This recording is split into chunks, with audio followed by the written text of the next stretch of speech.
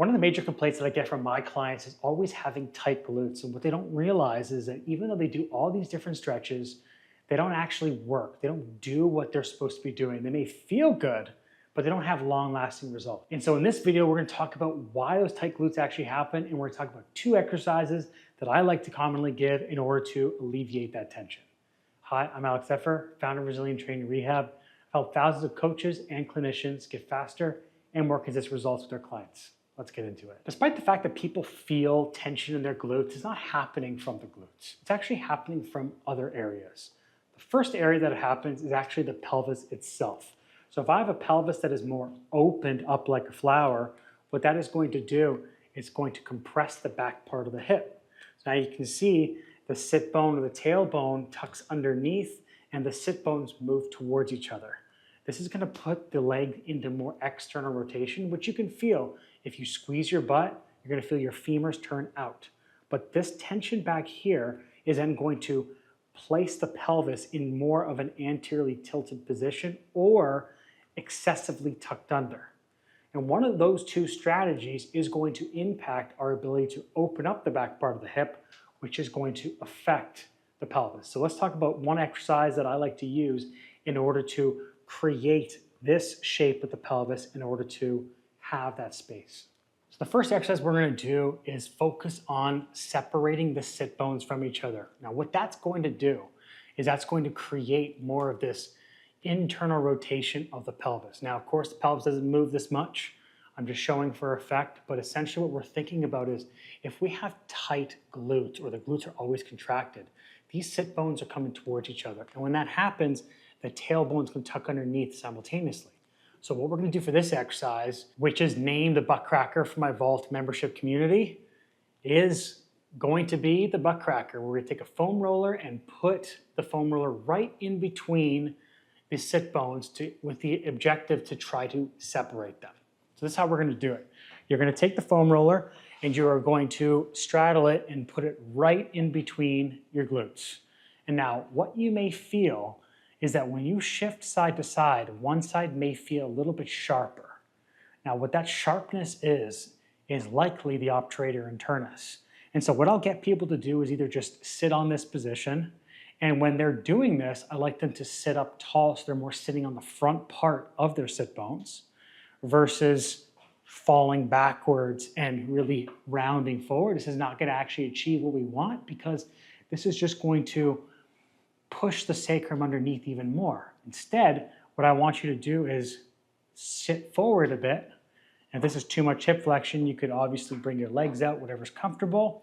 And you could sit in this position and breathe. Or what you can do is you can shift side to side.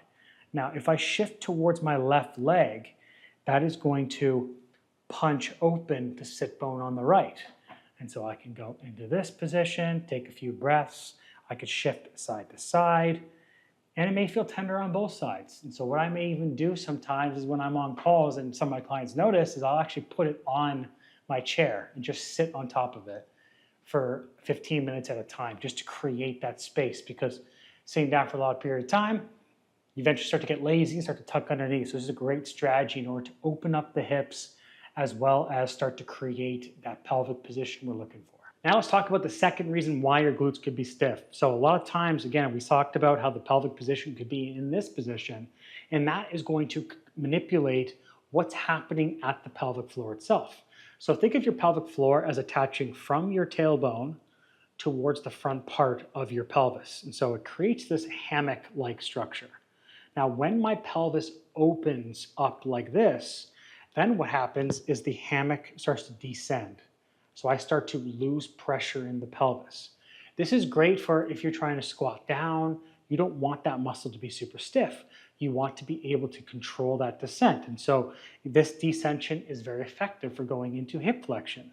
The problem is if it stays too descended for too long, then when I need to be able to create that pressure in order to lift myself up, I'm not going to be able to do that. And that's where these external muscles come in and they squeeze everything to try to create that pressure, but it's artificial. So if the pelvic floor isn't able to move effectively, we're going to use these outside muscles in order to create that motion or create that force. It's not a very effective strategy, it's not very efficient, but it's going to allow us to get by and perform the movement that we want. So in order to restore this, again, we need to focus on how can we create a better position and shape for the pelvis to allow us to be able to manage that pressure. In order to reinforce this pressure inside of our body, we're going to do a box squat with our butt elevated. So essentially what's going to happen is we're going to have our feet hip width apart. By squatting down to in and around 90 degrees, that's going to create more of that internal rotation at the hips. That's where internal rotation lives. But by also having the ramps, that's going to prevent the next step from overcompensating. So what we're going to do is you're going to grab the dumbbell, feet just outside of hip width apart. We're going to breathe out as we go down, driving our elbows forward, reaching our knees forward. We're going to sit down on the box. Now what I'm going to get you to do is you're going to lean back with your rib cage. So you're not going to crunch underneath where that's where you're going to lose that.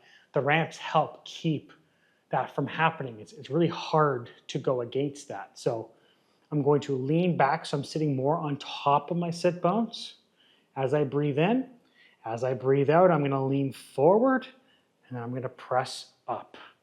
Now what this motion is going to do by squatting down here and breathing in, this allows me to create that expansion in the back of the hip where what's normally closed because of the glutes, it allows that to stay open because I'm able to move my pelvis, not tuck under excessively or tilt forward excessively, but get myself into a better position so that now when I push off, I'm able to now lift that pelvic floor and not use the muscles to lift me, but use that internal pressure. Of course, we're going to be using our hamstrings and our quads and some of our glutes, but we're not going to squeeze our way up. We are going to be able to actually use the muscles that are supposed to be used so we don't feel ankle tension or overstress on the knees or any low back, but we're actually feeling it go through the hips. So again, we're going to stand up. We're going to breathe out as we go down. Breathe in as we come back. Breathe out as we lean forward and press to the inside part of the feet. In this video, we talked about 2 different reasons why your glutes could be stiff, 2 exercises in order to address that, as well as why it may be happening in the first place. If you like this, want to understand more about some of the compensations about how the body moves, check out my Evolve Biomechanics mentorship where we go over my entire compensation system and how we can start to understand these compensations, how to assess them, how to program for them. Thanks so much for watching. Don't forget to like, save, subscribe. See you next time.